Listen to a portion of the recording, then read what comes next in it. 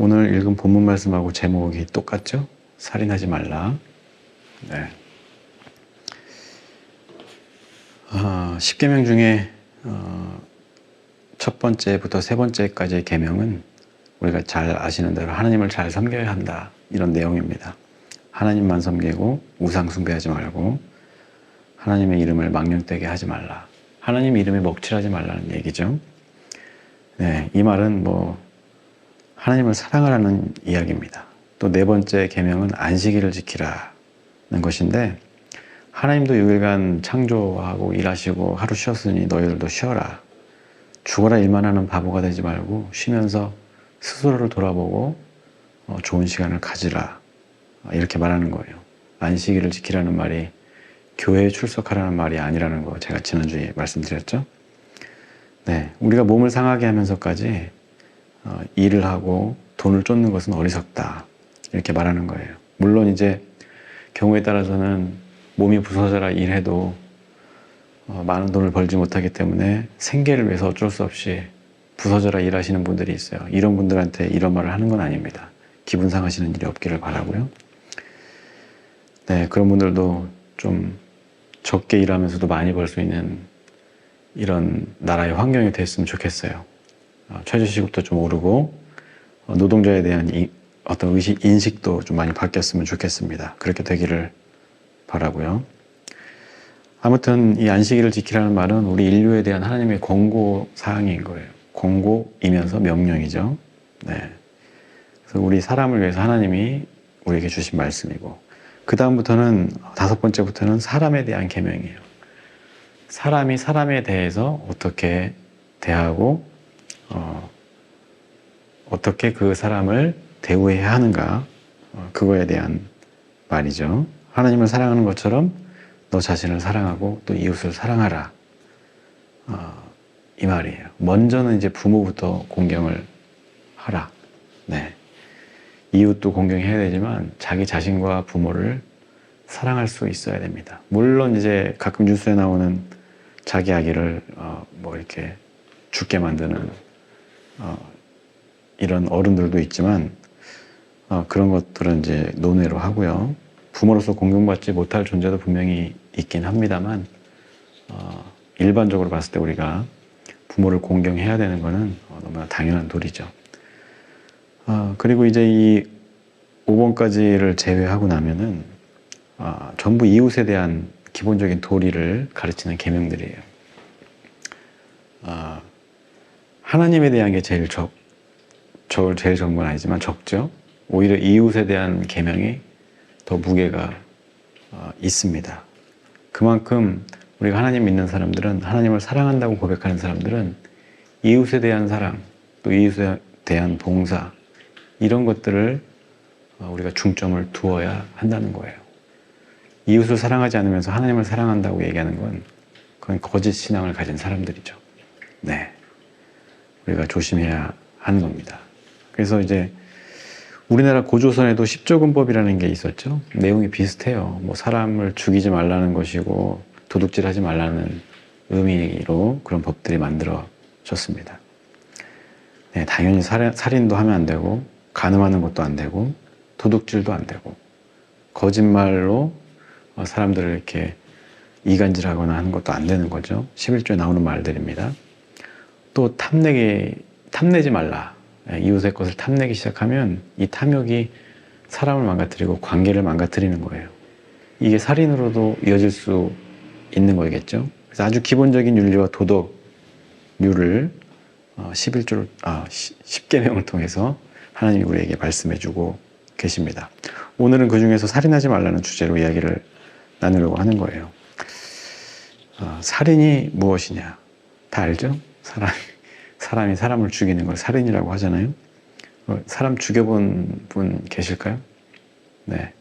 우리 성도님들 말고 그냥 이 유튜브 보시는 분들 중에서 살인을 했던 분이 계신지 모르겠어요. 그런 분들이 있다면 무서우니까 다른 교회에 가시기를 바랍니다. 네. 저도 어려서 개미나 곤충들은 좀 죽여본 적은 있어요. 쥐도 죽여보고. 네.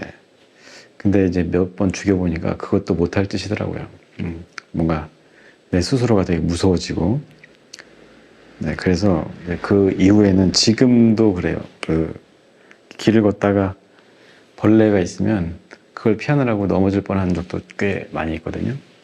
제가 착하다고 말씀드리는 게 아니고, 네, 그만큼 이 죽이는 것에 대한 그 행위가 제 스스로도 되게 꺼림칙하고 무섭다는 거죠. 아무리 작은 미물이라고 할지라도. 아무튼 그래서 그래요. 아무리 제가 사람이 미워도 죽일 생각은 안 할 것 같아요. 여러분들도 마찬가지일 거고, 대부분의 사람들은 살인과는 그렇게 거리가 있을 거라고 보여집니다. 살인은 칼이나 총이나 뭐 어떤 야구방망이 같은 걸로 이렇게 꼭 가해를 해서 벌어지는 일일까? 오늘 한번 그것을 생각해 보자고 제가 말씀을 꺼내봤습니다. 요즘 뉴스를 보면 꼭 우리가 총칼로 아니면 어떤 방망이나 이런 흉기로 죽이는 것만 살인이 아니다라는 것을 요새 좀 절감하고 있어요. 특히 이번에 수해가 되게 심했잖아요. 몇십 년 만이냐, 뭐 천년 만에 내리는 비다, 뭐 이렇게 얘기하는 뉴스도 봤는데, 그게 얼마나 왔는지 표현하는 방식이죠. 엄청나게 왔다는 얘기고, 저도 살면서 이렇게 큰 비는 한두 번밖에 기억이 없거든요. 네, 물론 제가 사는 쪽에 피해는 없었지만 뉴스를 보면서 확실히 기후가 변하고 있긴 하구나 이런 생각을 하게 됩니다. 그런데 이 뉴스들을 보면서 목숨 잃은 사람들을 보면서 예방하고 책임져야 되는 사람들이 보이지 않는다는 것을 오늘 말씀드리고 싶어요. 그 책임을 다하지 않는 것을 보면서 기본적으로 국민들을 평소에 어떻게 생각하고 있는가, 어떤 취급을 하고 있는가 알 것 같더라고요. 뭐 대통령도 그렇고 그 충북 도지사인가 이름은 생각이 안 납니다만 비슷한 발언을 했어요.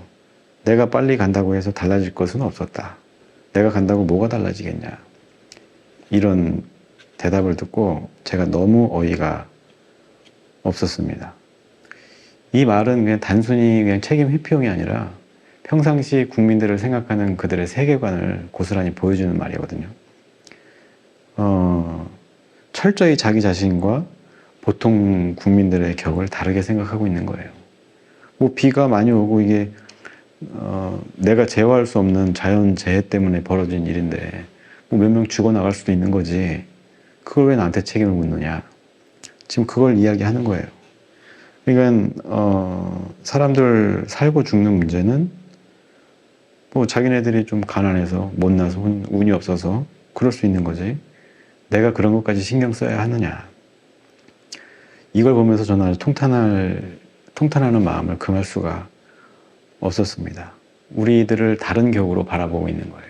자신들이 형성한 그 카르텔 안에서 일반 국민들을 개, 돼지 취급하고 하찮게 여기는 것이죠. 그런 마음으로 결국에는 국민을 죽게 만든 겁니다.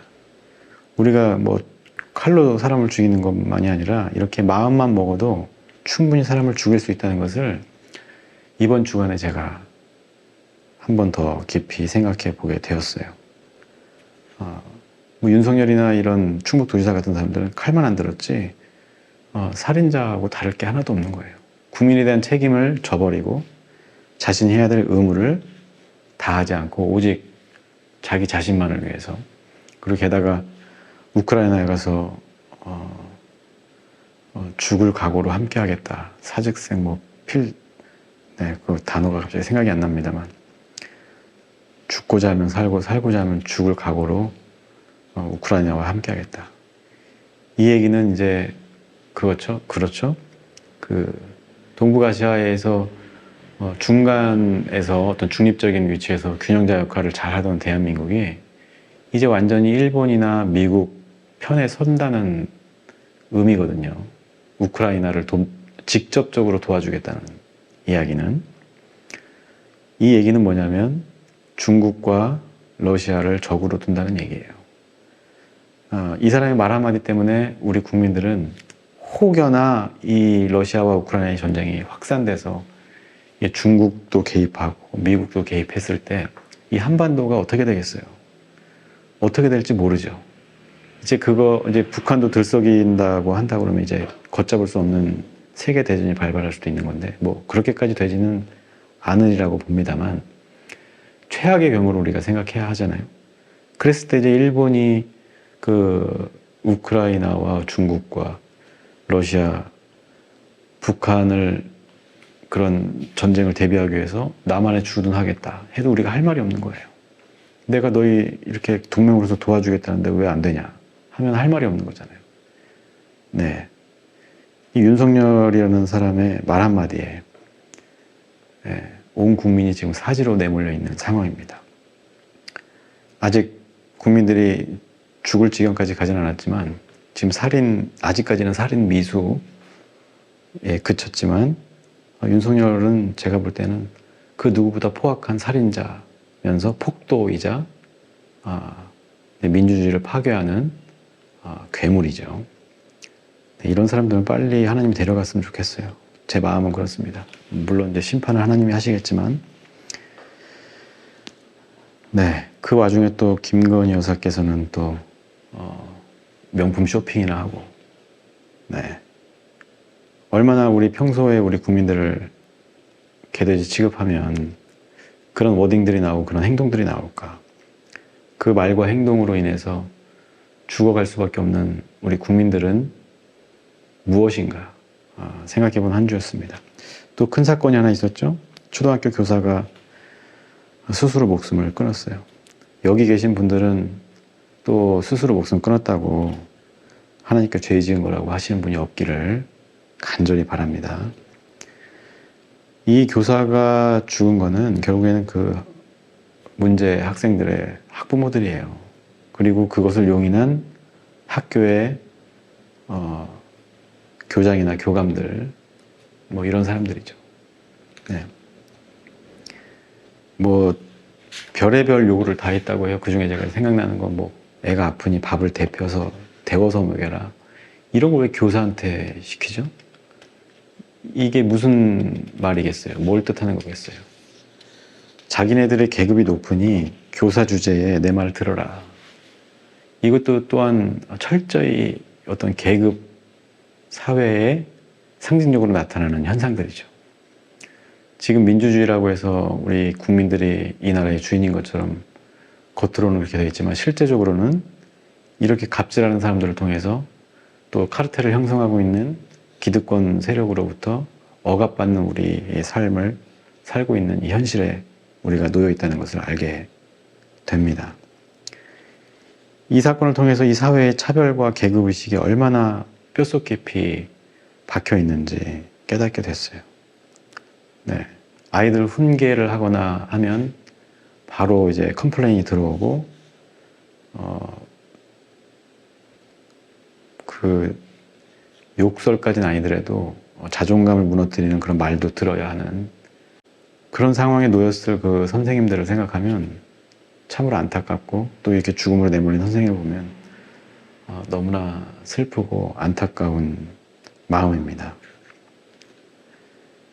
이뿐만이 아니죠. 사실 학교에서만 이런 일이 일어날까요? 교회에서도 마찬가지예요. 제가 있던 어떤 교회에서도 그 목사가 얼마나 갑질을 해야 되는지 하루에 막 회의를 3시간, 4시간씩, 그것도 한 번만 하면 좋은데 2번씩도 하고, 일할 시간도 없는데 그렇게 회의해놓고 왜 일을 아직 안 했냐 이렇게 따지기도 하고, 저는 대들기라도 했죠. 근데 이런 나이 어린 교사들이 어떻게 대들겠어요. 교장도 어쩌지 못하는, 이사장도 어쩌지 못하는 그런 막강한 세력을 가진 학부모를 어떻게 제어를 하겠어요.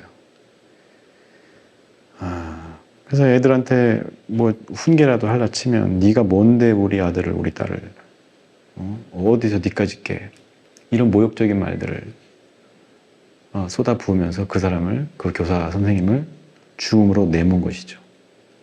이렇게 새치혀로 사람을 죽게 만들 수도 있다는 거예요. 말로 죽이면 되게 얌전한 말 같고, 주댕이로 죽이는 거예요. 주댕이로. 그 주댕이를 그냥 확 했으면 좋겠어요. 윤석열이도 맨날 그러지, 무슨 입만 열면 뭔 카르텔을 깨부숴야 된다 막 얘기하는데, 말은 그따구로 하면서 노동자들 탄압하고 약자들한테 불리한 사회를 만들고 있잖아요. 그리고 국민들을 사지로 몰아넣는 외교를 지금 펼치고 있잖아요. 사람들을 다 죽음에 몰아넣으면서 뭐 자유민주주의가 그게 자유민주주의란 말도 없는 말이거든요, 사실. 우리나라는 그냥 민주주의잖아요. 그러니까 새로운 이념을 가지고 말하자면 그 자유민주주의는 윤석열이 편하고 좋은 나라. 네. 얼마 전에 전세 사기로 여러 사람이 목숨을 잃었죠. 이분들도 여러분들 비난하지 않기를 바랍니다.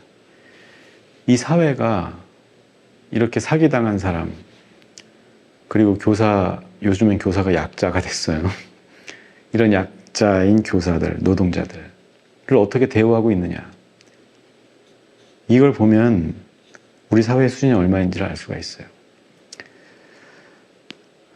지금은 이제 뭐 진짜 칼이나 총으로 사람을 죽이는 그런 바보는 없죠. 멍청한 사람이나 그렇게 하는 거고, 뉴스에 나오는 막 난동 부리는 사람들이야 멍청해서 그런 거고, 똑똑한 사람들은 말로, 행동으로, 의식으로 사람들을 죽이고 있어요. 이 사회가 이 카르텔을 만든 기득권 세력들이 살인자가 돼서 아무렇지도 않게 살인을 저지르고, 그 살인에 대해서 사람이 죽어나가는 거에 대해서 무감각해져 있다. 저는 이렇게 사회를 진단하고 있습니다.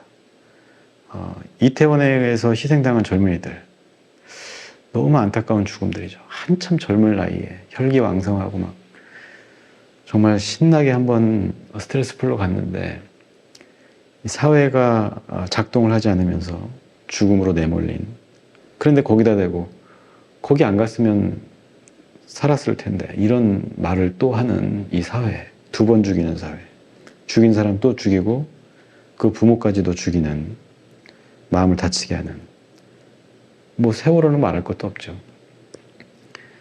이런 사회에 우리가 살고 있다는 거예요. 조금만 다른 생각을 가지거나 다른 취향을 가지면 칼보다 더 예리하고 무서운 말로, 차가운 시선으로 상대방을 베어버리는 이 사회, 그리고 그것이 떳떳한 사회. 그렇게 사람을 죽여놓고도 죄책감이 있거나, 제가 어렸을 때 곤충 죽이면서 개구리도 죽여봤네요. 그러고 보니까 개구리 이렇게 죽이면서 느꼈던 그 어떤 죄책감, 미안함, 최소한의 그런 마음도 없다는 거예요.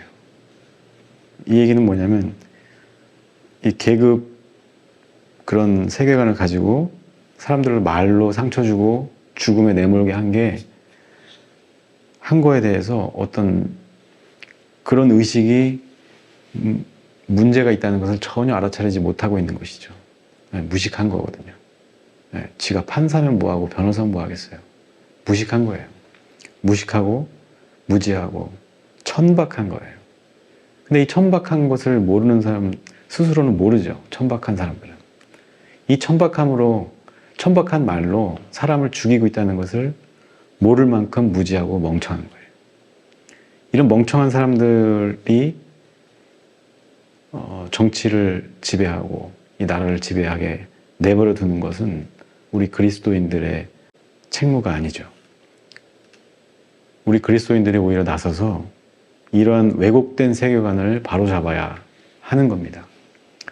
네. 최근의 사건뿐 아니라 뭐 갑질로 인해서 피해를 당하고, 또 성적인 착취를 당하고, 또 노동자들이 위험한 근로 환경에 내몰리면서 죽게 되는 이런 일들이 이 전 정부에도 있었고 그 전부터 계속 있어 왔죠. 이 정부는, 또 이 사회 리더들은 여전히 무감각하게 천한 것들 한둘 죽어나가는 거에 대해서 그걸 왜 나한테 따지느냐, 이렇게 반문하고 있어요. 정말 화도 나고 슬픈 현실입니다. 이런 태도로 일관하면서 내가 나선다고 달라질 것이 없는데 왜 나한테 이렇게 따지느냐, 이런 세상에 우리가 살고 있습니다. 이 사회가 약자들을 사륙하고 있는 거예요.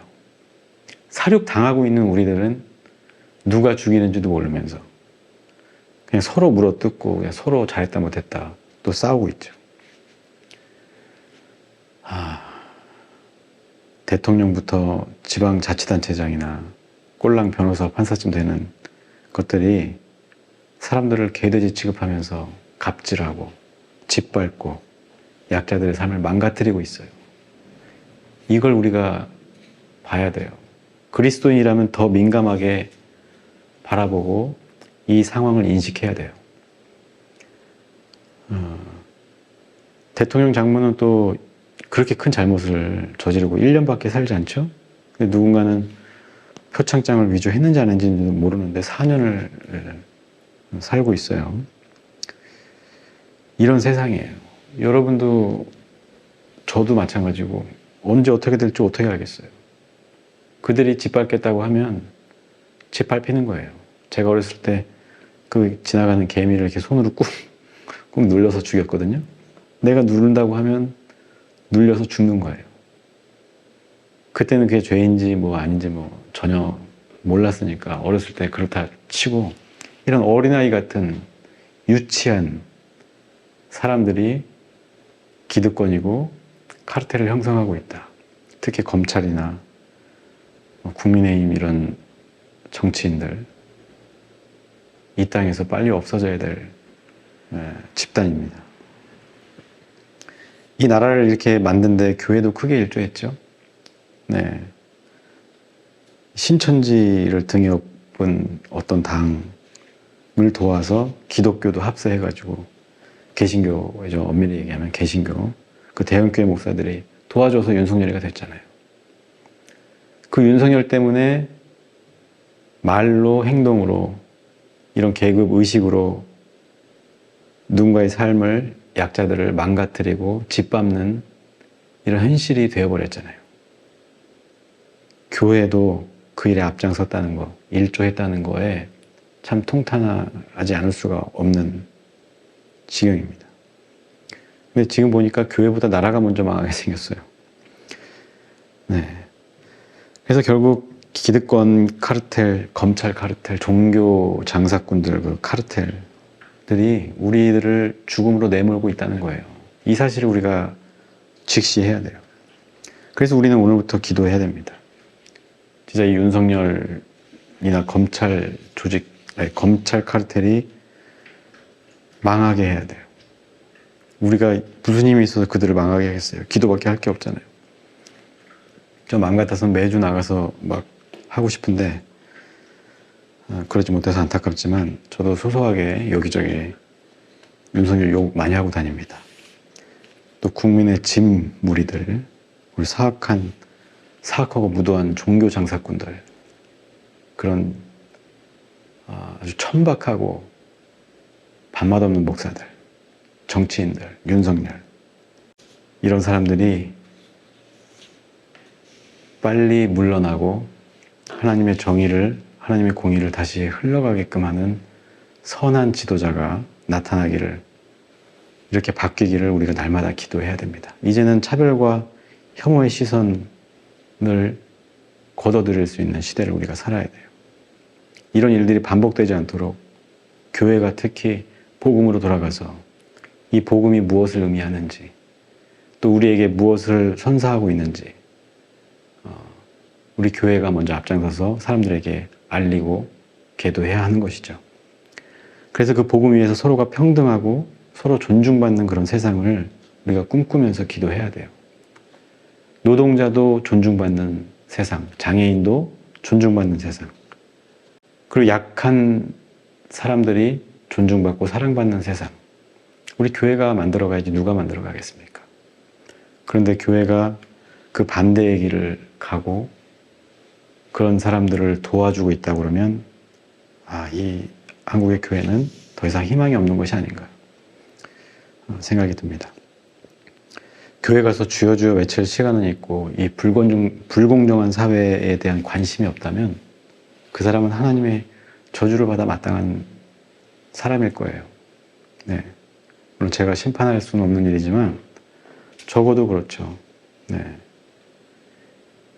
이런 불의를 보고도 침묵하는 것 또한 범죄이고 죄악입니다. 이걸 우리가 꼭 기억해야 됩니다. 여전히 차별과 혐오의 시선을 가지고 있으면서 하나님만 바라본다고 하는 위선자들, 하나님의 저주가 임할 거예요. 이런 위선자들, 거짓 목사들, 다 하나님의 저주가 있을 것입니다. 국민을 사랑한다고 말을 하는 그 입으로 난 모른다, 내가 일찍 간다고 뭐가 달라지겠냐 하는 대통령부터 그 대통령 눈치나 보는, 또 거기에다가 아양 떠는 썩어빠진 정치인들, 하나님의 저주가 임하기를 저는 간절히 바라고 있습니다. 우리가 저들을 향해서 떳떳하게 외쳐야 돼요. 살인하지 말라. 너희들의 말과 너희들의 행동으로 우리를 죽이고 있다. 거기에 저항해야 하는 것이죠. 기독교 복음은 바로 이런 거예요. 불의와 악행에 대해서 저항하는 것. 잘못된 세계관으로부터 벗어나는 것. 그리고 사람들의 잘못된 세계관을 고쳐나가는 것이 복음 전파인 거예요. 나가서 전도지 주면서 교회 다니시오. 이게 전도예요? 그럼 교회에 그냥 삐끼죠. 제가 이제 그렇게 전도하시는 분들 다 폄하할 생각은 없지만 사실 그런 전도는 별 의미가 없어요. 진짜 전도는 도를 전하는 거잖아요. 예수님의 도, 예수님의 길을 전파하는 거예요. 정의와 공의를 전파하는 것이죠. 교회의 교리를 전파하고 가르치는 것이 아니라 하나님의 뜻을, 이웃을 사랑하라는 그 뜻을 나를 통해서 이루어가는 거예요. 이웃을 사랑하라는 말은 결국 그거죠. 약자들을 차별하지 않고 오히려 그들을 존중하고 사랑하는 것. 그리고 그러지 못하는 사람들에 대해서 이건 아니라고 말할 수 있는 용기를 내는 것. 그것이 이웃을 사랑하는 거예요. 하나님 사랑, 이웃 사랑 말로만 맨날 외치면서 하나님 사랑을 그렇게 잘하면서 이런 사회적인 살인, 사회적인 어떤 차별, 혐오에는 침묵하는 그리스도인들. 하나님의 저주를 어떻게 피할 거예요? 정말 심각한 문제가 아닐 수 없습니다.